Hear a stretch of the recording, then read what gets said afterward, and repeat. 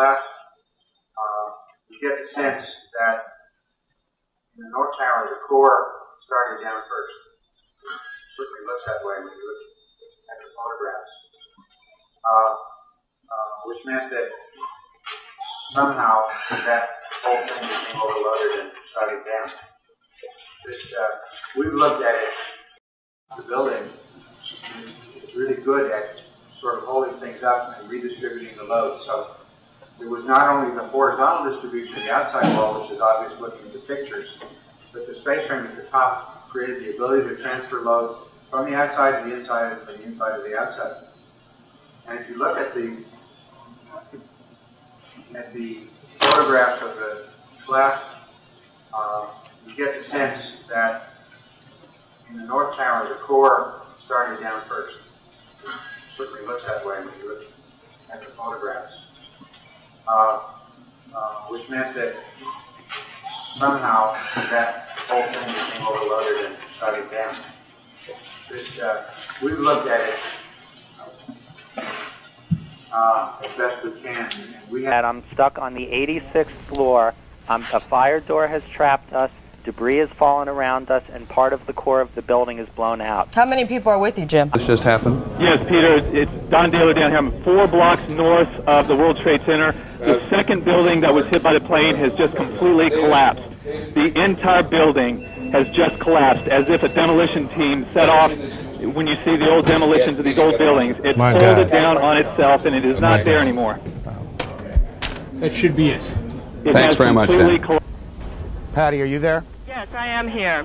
What do you got? About an hour ago, I was on the corner of Broadway and Park Place. That's about 1,000 yards from the World Trade Center. When the first tower collapsed, it was a massive explosion. At the time, the police were trying desperately to evacuate people from the area. When that explosion occurred, it was like the scene out of a horror film. People started stampeding away from it. Jesus Christ! More explosion. Huge explosion.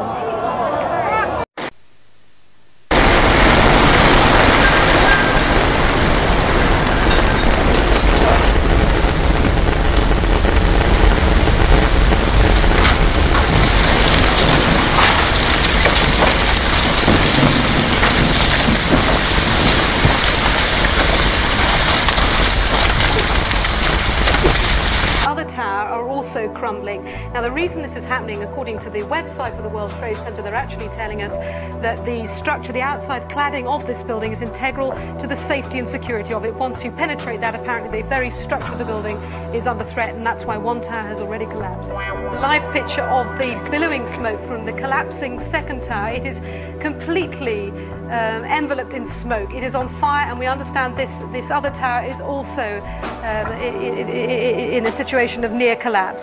Temperatures reached 1,000 degrees centigrade for 9 seconds. It was those fireballs that brought the towers down.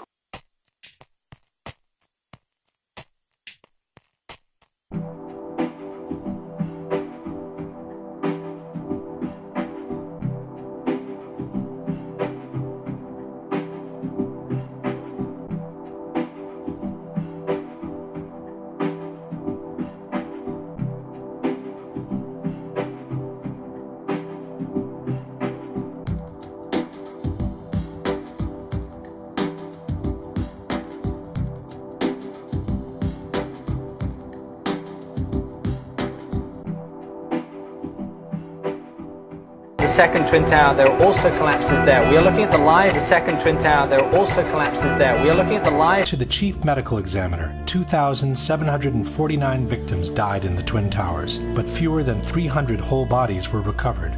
Nearly 20,000 pieces of bodies were found in the ruins, more than 6,000 small enough to fit in 5-inch test tubes.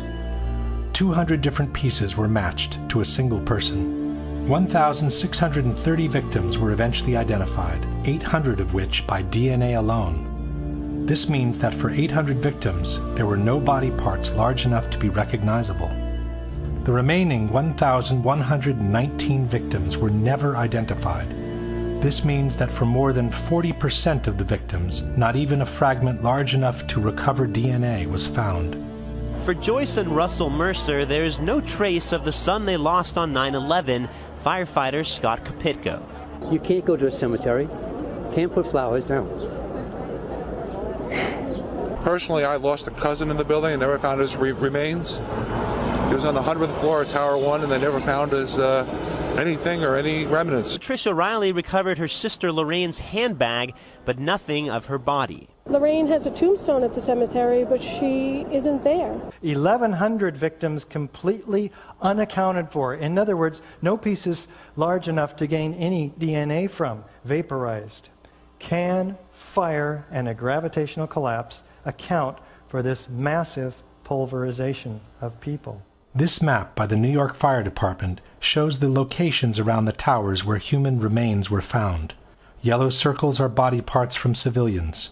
Red triangles are from firefighters.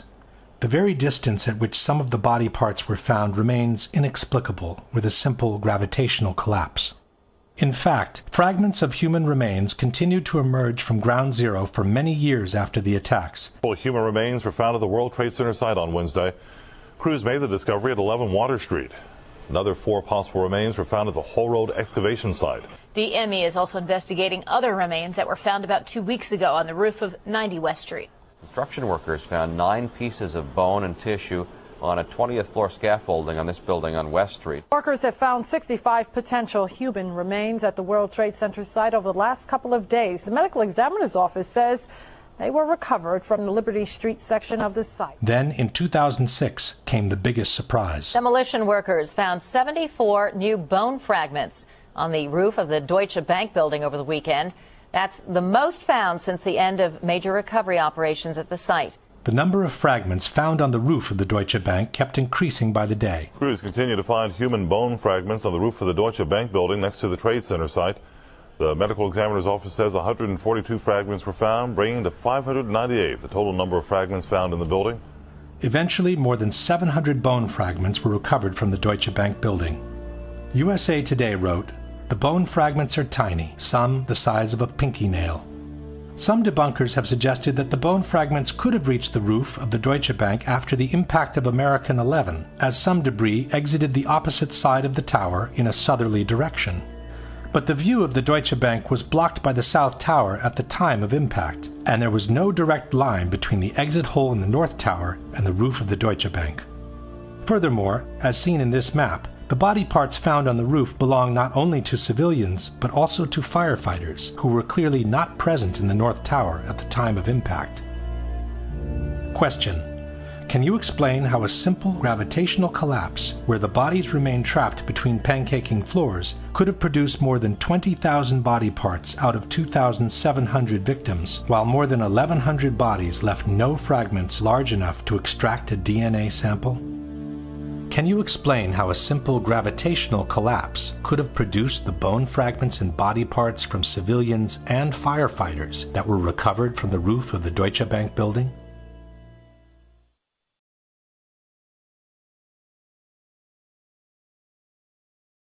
Those dots, that's where remains were found. And where does the arrow go? Right to where the mosque. Where human remains were found.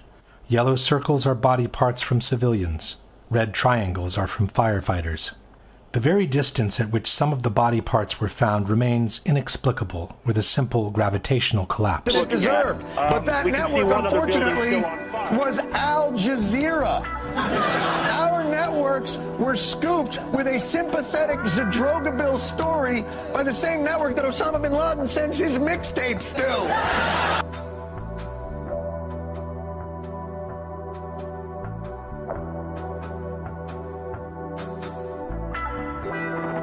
Problem with the pictures there, but what we can see is that sections of the other tower are also crumbling. Now, the reason this is happening, according to the website for the World Trade Center, they're actually telling us that the structure, the outside cladding of this building is integral to the safety and security of it. Once you penetrate that, apparently the very structure of the building is under threat, and that's why one tower has